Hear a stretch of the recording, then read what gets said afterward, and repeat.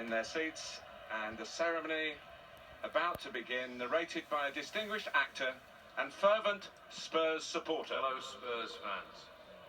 This is a momentous day in the illustrious history of our great club. It's a day for memories, for reflection, for pride, and for optimism. This is the story of White Hart Lane. On September the 4th, 1899, this man, flamboyant Tottenham chairman Charles Roberts, kicked off the first ever football match at what was to become White Hart Lane, the world-famous home of the Spurs. Spurs brought the FA Cup home just 2 years later, and such was their burgeoning popularity that the lane was to grow and grow in the ensuing decades. It wasn't just football it hosted in those early years. In 1921, they brought the cup back again. And in 1934, the stadium's celebrated architect, Archibald Leach, created his finest structure, the iconic East Stand, which saw the birth of the show. 2 years later, White Hart Lane's record crowd of 75,038 saw the FA Cup quarter-final with Sunderland. During World War II, the lane took in a variety of guests. And after the war, things on the pitch reached new levels of excellence. First, Arthur Rowe's magnificent push and run side followed promotion with a First League title. And then, in 1958, Rowe's right half, one Bill Nicholson, took over as manager. And the rest really is history.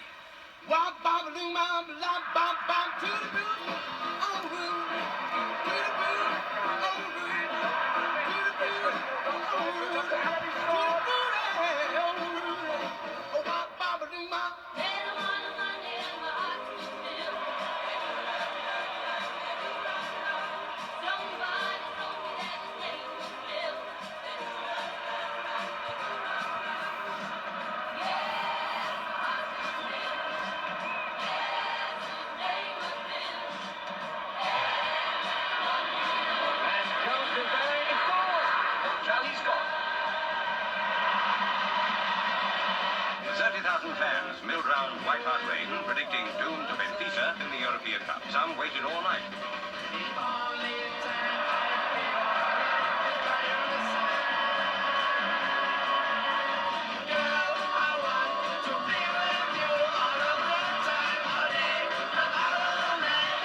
You've done us wonderful run again. It's been a marvellous season for Tottenham Hotspur again, and I'm pleased they have given you something to cheer us with.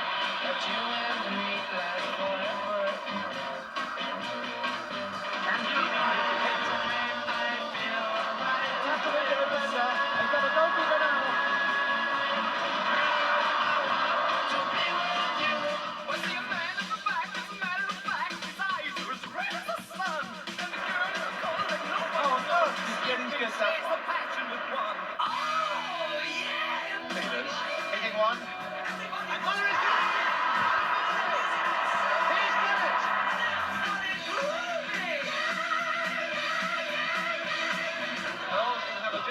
Yes, he is.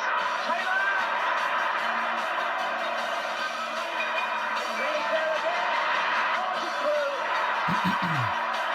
So welcome to White Hart Lane. This amazing atmosphere with ticker tape welcome. There's our dealers. There's Hubble. Oh, really fine goal.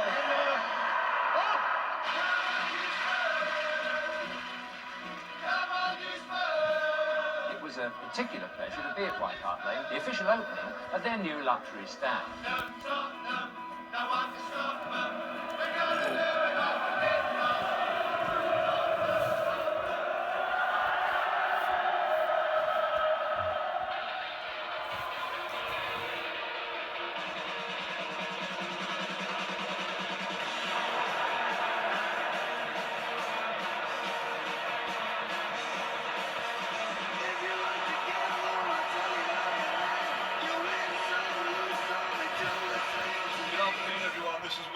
saying welcome to White Hart Lane, the world famous home of the Spurs.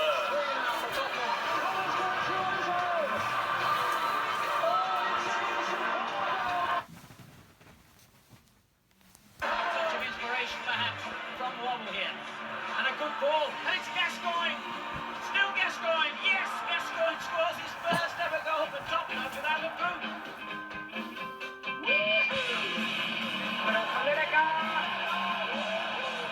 And it's Babbitt. Because of your Sheringham.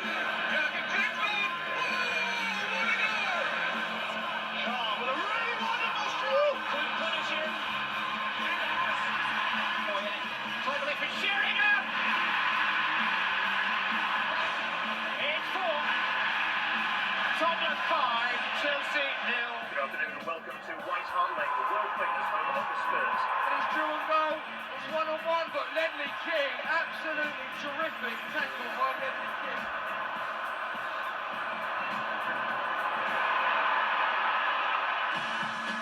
The sense of history here at White Hart Lane.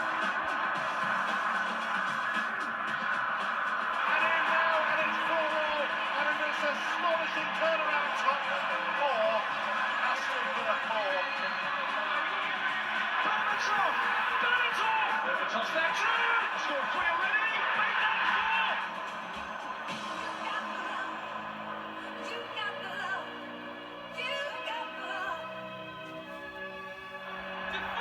Defoe! There's Defoe! Defoe! There's Defoe! And Spain Defoe scores his 5th. On the area, standing round! Fabulous atmosphere here at White Hart Lane.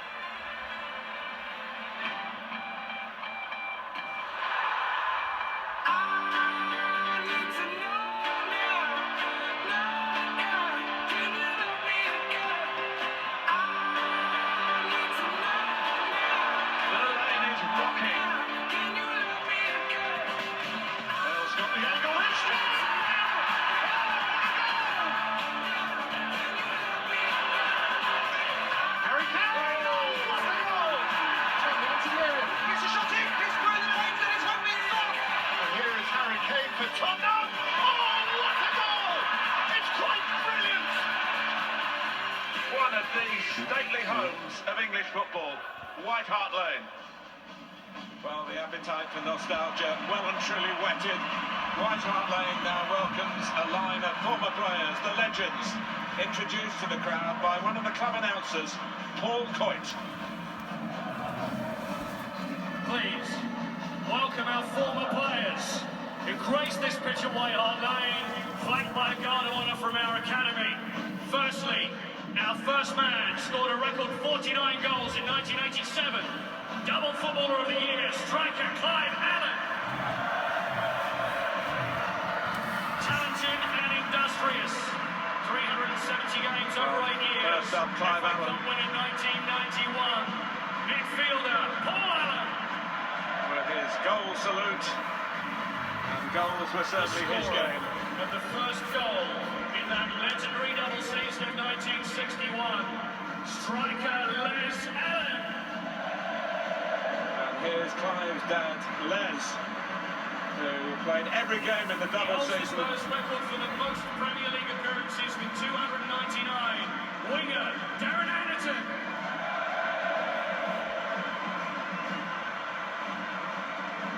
Scotsman with 78 goals, 2 FA Cups and a UEFA Cup. We'll take Paul Allen more making care it a of here. proper family day Striker for the Allens. Steve Archibald.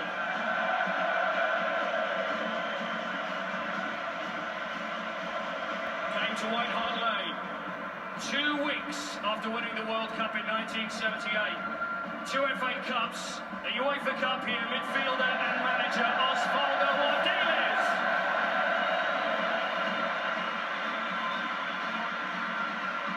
Great Ordiles, player and manager, of course, here. Aussie's dream, they say. Back in the early 1980s, he was on his way to Wembley.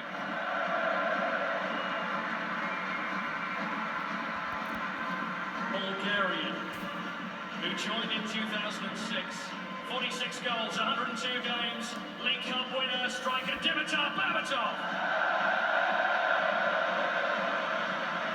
Still wanting to play, Dimitar Berbatov scored in that League Cup final to beat Chelsea in 2008.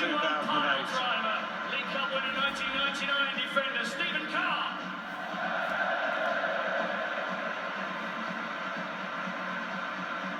Years at the lane, 174 times, one of our greatest ever goal scorers, striker Martin Chivers. Martin Chivers, the third highest all-time scorer for Tottenham.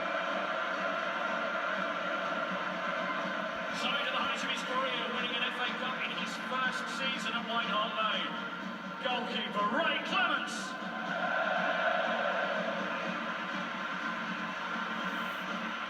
Half of that striking partnership from the early 80s. Scorer of the second goal in the Cup final of 1981. Striker Garth Crooks.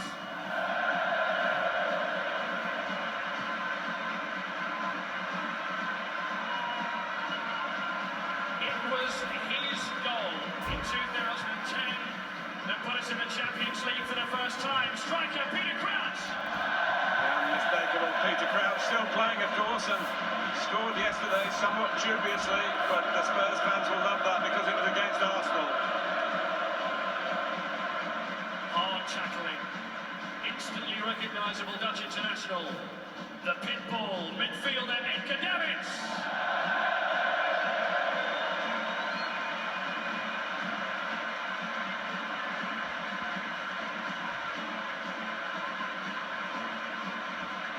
Gifted Welshman with an elegant touch, 147 games, midfielder Simon Davies.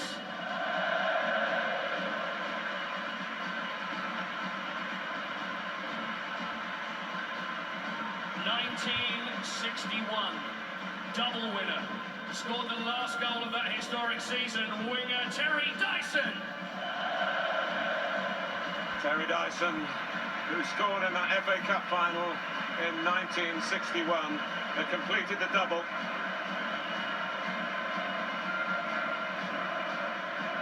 Remember, the 60-61 season, the last time Tottenham were league champions. Spent the next 10 years here, defender Justin Edinburgh. Justin Edinburgh now the manager at Northampton. Wales' greatest centre-half. Signed in 1966, 408 games, 4 trophies. Defender Mike England. Big Mike England. Of course, also managed Wales. Boyhood Spurs fan who stood on the shelf over there. 93 goals in 2 games. Striker Mark Falco.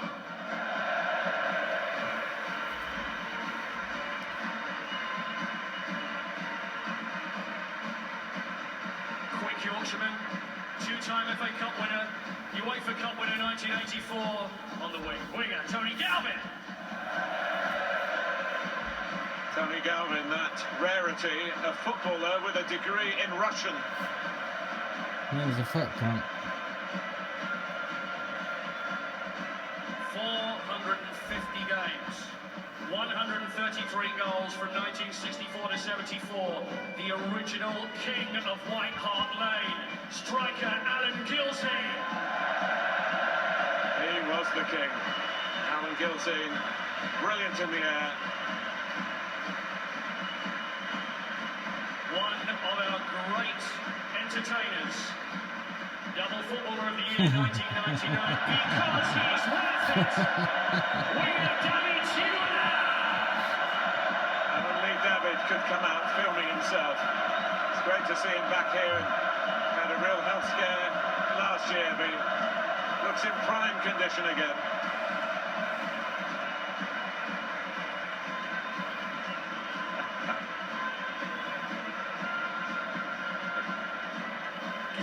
Gifted playmaker from the 80s and 90s.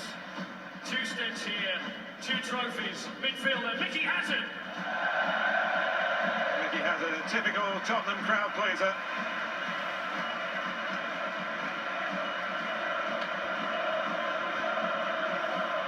But often in the shadow of the man who's about to follow him.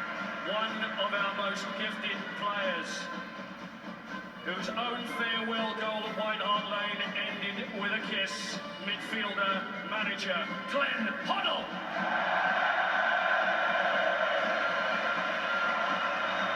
Maybe the biggest cheer of the day.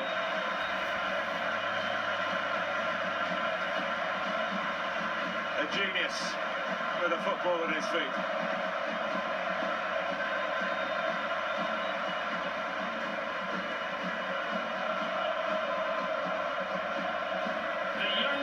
Spurs player ever to score on his debut. FA Cup winner 1991 midfielder David Howells. David Howells, who now coaches at the public school Charterhouse. 591 games for Spurs.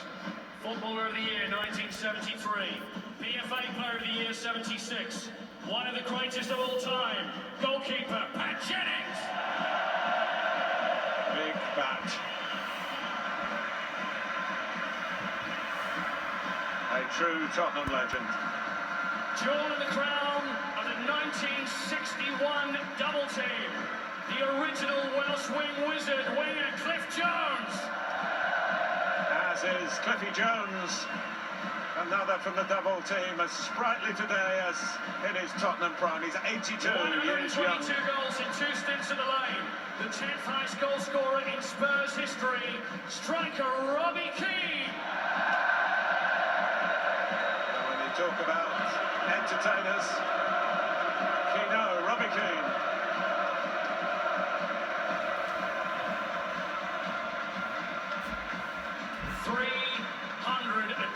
Games. One of our best of modern times, and he only has one knee. Defender and captain, Robbie Keane! A model of defensive stability and modesty. Still works at the club, Ledley.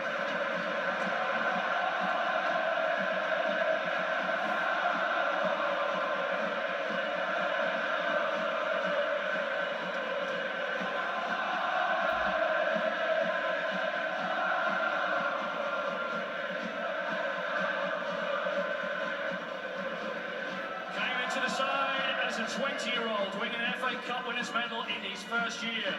259 games, defender Joe Kinnear. 50 years ago, Joe Kinnear was the star of that 1967 FA Cup final.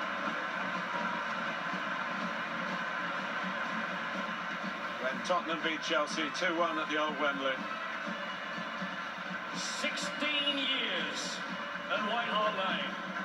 11 years as captain, 613 games, lifted the FA Cup in 1991, defender and captain Gary Mabbott. And the last man to lift the FA Cup for Tottenham, Gary Mabbott. Another testimony to the loyalty that came to White Hart Lane showed to this wonderful football club. 61 years ago this month, a double winner, winger Terry Medwin. And here comes Terry Medwin, another of the double winners all those years ago. Homegrown, another Welshman like Cliff Jones, he was a rival for his position in the team. 2 FA Cups, a UEFA Cup winner here, defender Paul Miller. And always had a smile when he was playing, and since he stopped playing, Maxi Miller. 1970s left back with over 300 games under his belt. Meat hook, defender Terry Naylor. Well, Terry Naylor came here from a job before football. He was a meat porter at Smithmill Market, and he tackled in a way they used to call him Meat Hook. Danish international, who scored the goal that won the League Cup in 1999, midfielder Alan Nielsen. From more recent times, when Rob got his ankles bit. Diving header at Wembley, never to be forgotten by the Tottenham fans. Engine room of the Spurs side to the 1970s. Brave and loyal, 415 games, loved by the shelf midfielder John Pratt. proper one-club man. John Pratt wasn't always the favourite with the fans, but he won them over with his wholehearted displays. In 1984, he lifted the UEFA Cup here at White Hart Lane, defender Graham Roberts. Former captain and fearsome competitor, Graham Roberts. Fast Scotsman scored the opening goal of the FA Cup final win of 1967. It's winger Jimmy Robertson. Jimmy Robertson with the distinction of scoring both for Tottenham and for Arsenal in North London derbies. Very few players managed that. Scored one goal here at White Hart Lane, but saved many, many more. England's number one goalkeeper, Paul Robinson. He's waving at you, Rog. Look, where's Roger? There he is. Season, of course, with Burnley. Local boy and apprentice. 246 games. FA Cup winner 1991, midfielder Vinnie Samways. Vinnie Samways came through the ranks here, wasn't always used to do that, but he had the talent. Intelligent, creative goal scorer, a double footballer of the year, striker Teddy Sheringham. 51 and he still looks 21, Teddy Sheringham. Mr. Smooth.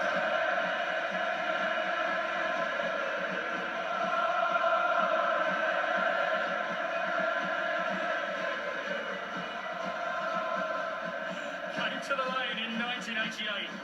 Goal scorer in the 1991 FA Cup final, 172 games. Midfielder Paul Stewart. Paul Stewart sparked that comeback at Wembley in 1991 with the equalising goal.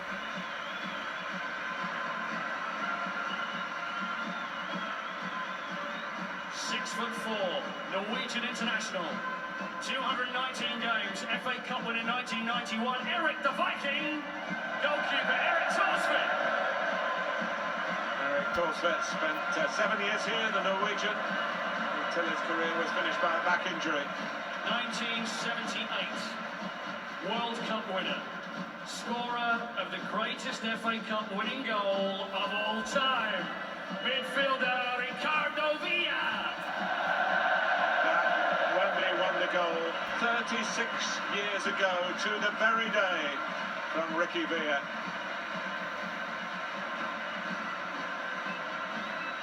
And finally, the fast, highly skilled northeasterner, key part of that excellent team from '87, winger Chris Waddle.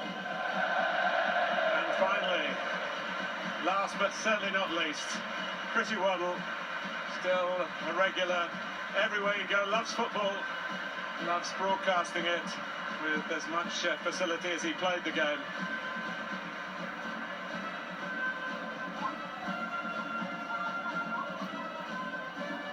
Ladies and gentlemen, the great players who grace this pitch thousands of times between them, the kings of White Hart Lane.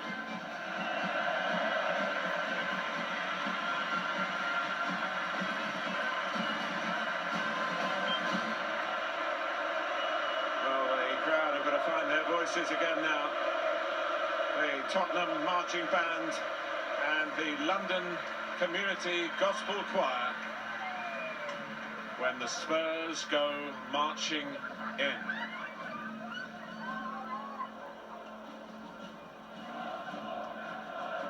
There's only one pool, that's cool.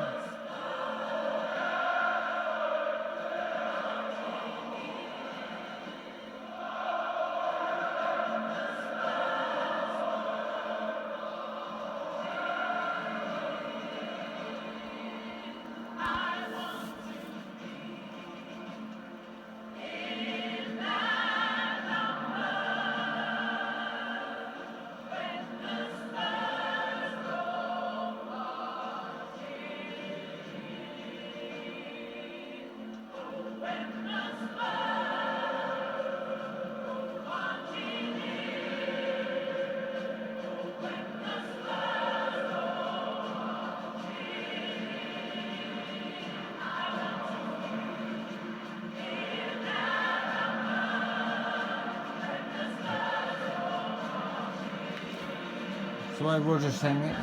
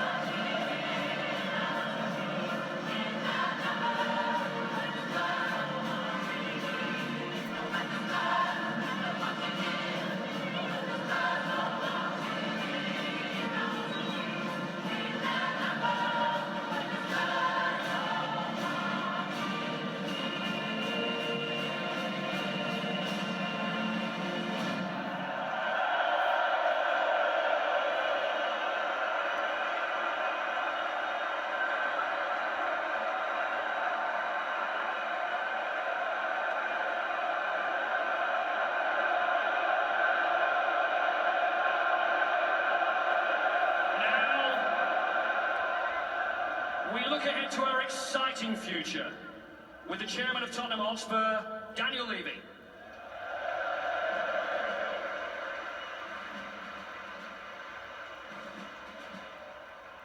My first encounter with this ground when I was 7 years old. Well, my great uncle took me here and it was standing and I had a rosette and then we were playing against QPR. This ground has still an incredible ground, not just for Tottenham fans, but for football fans all over the world. Now, I'm very proud to be chairman of this great club, but I'm just a custodian. I mean, when I'm gone, there'll be somebody else, and then there'll be somebody else. This club and this stadium is part of the fabric of this local community. We've spent years designing this new stadium. We've paid particular attention to make sure we're really close to the pitch and retain as much as the atmosphere of this great stadium in the new stadium. I mean, I think this has been one of the best teams for perhaps decades. And we're playing some fantastic football. It's the most exciting thing about today is that we are moving forward. We are building what will be one of Europe's best stadiums, and we're going to be one of Europe's top clubs.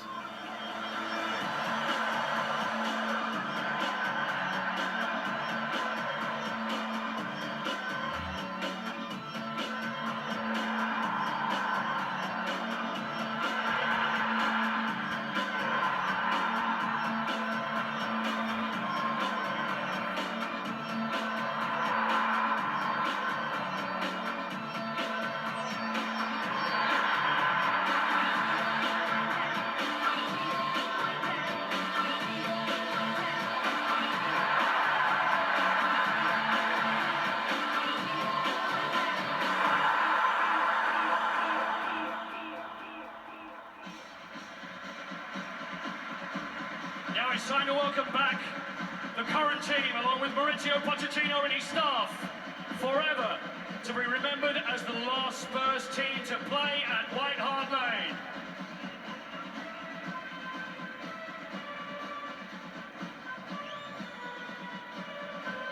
Well, the great names of the past, protected by their umbrellas, are now joined by those who are becoming legends in their own time. After the win against Manchester United, which today guaranteed them a runners-up spot for the first time since 1963, and completed an unbeaten home season for the first time since 1965. These players have taken the club to a new level in the Premier League. Most points, most goals, and they finished above Arsenal for the first time for 22 years. And now the hope is, particularly for Mauricio Pochettino, is that they will all be here in a year's time to take them to the new stadium.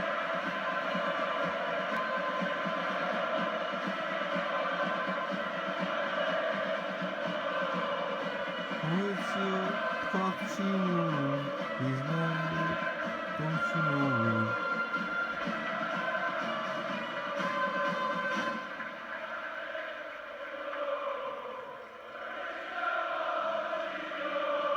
Now, as we say goodbye to our home for the past 118 years, let's celebrate the role that it's played in our lives.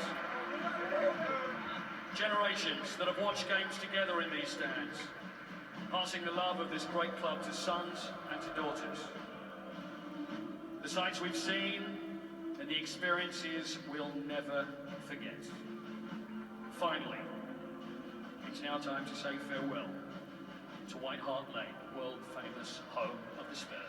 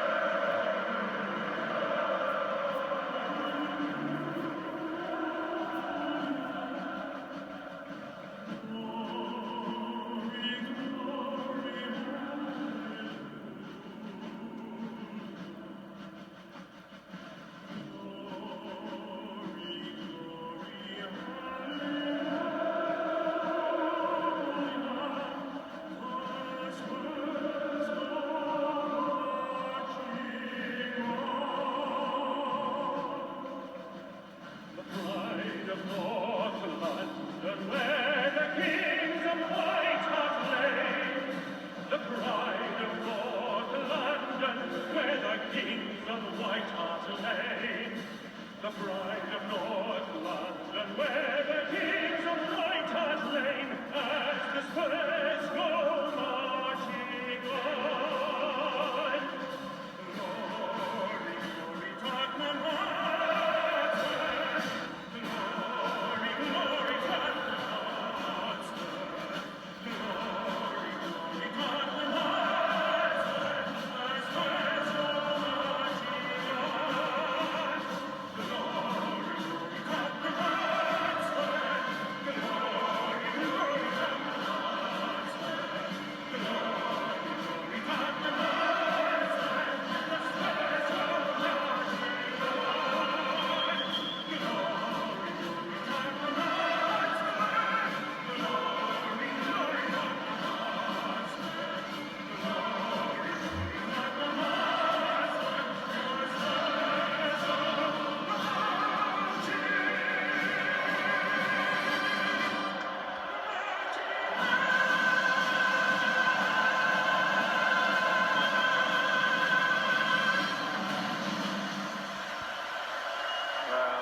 Crescendo moment at the end of a ceremony which is as stylish as Spurs always set out to be, and usually are.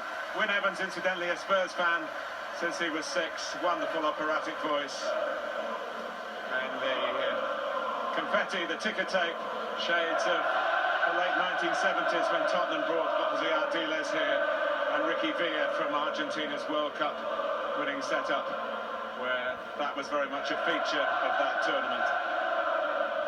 Well, so much has changed in London. Arsenal, West Ham and Millwall have all switched stadia. Brentford have plans to do that. Stamford Bridge scheduled for a massive redevelopment. But it's only history repeating itself, and a rainbow here to mark the moment. So even the heavens are feeling nostalgic above the cockerel. A minimal shift in sight, but a maximum feeling of loss. The new stadium is already swallowing the old.